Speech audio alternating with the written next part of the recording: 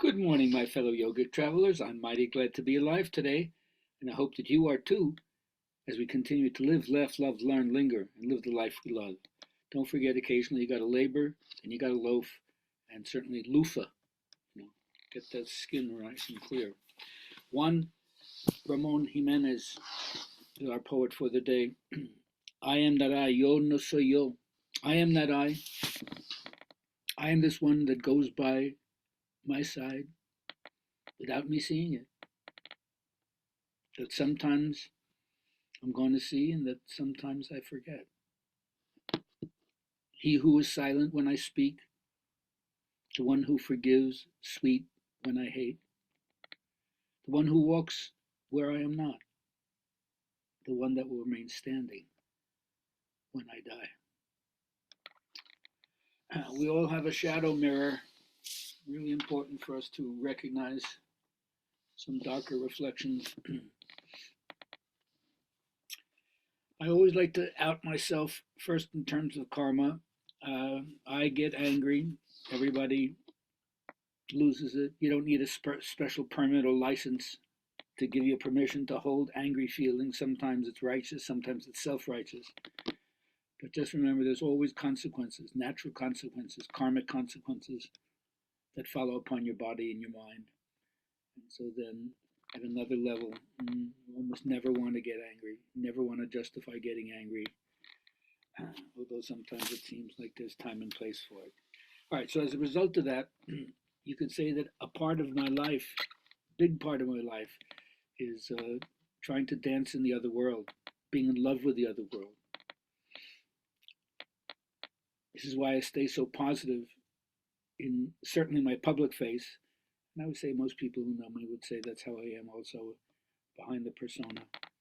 But I have accepted the law of attraction. Whatever I give my attention to, the law of attraction is going to help to be more. And because I value interpersonal relationships greatly, I try to keep all my communications with people clean and upbeat, certainly not boring. So that craziness that I have for the other world propels me into certain kinds of actions and certain kinds of ways of looking at things.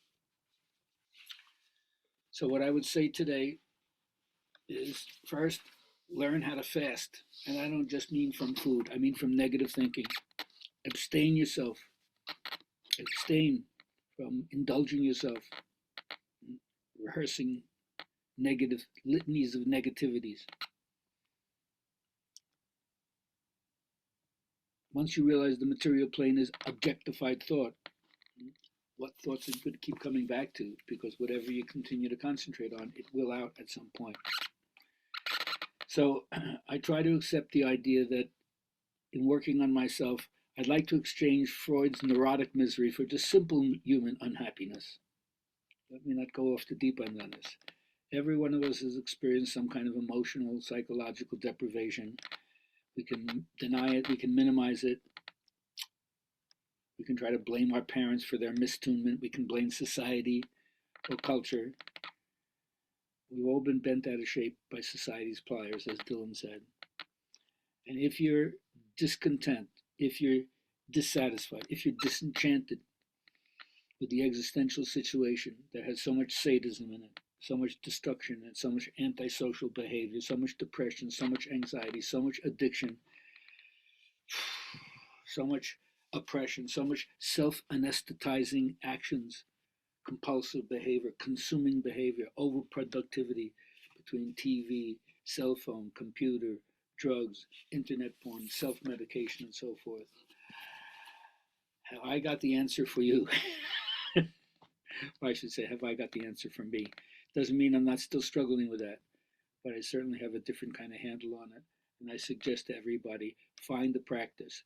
You know, when you look at different religious traditions, it can become very, very confusing because each one of them claims to have a certain insight into what the truth is as they climb the mountain to get to the top. But you have to realize, looking at the world and its history, if you're living in the circumpolar regions, they're telling you, you know, the way to experience things is make sure you have heavy clothing. But if you're living in the desert, they're saying the way to really experience spirit is to have a lot of water with you. It sounds like it's mutually contradictory.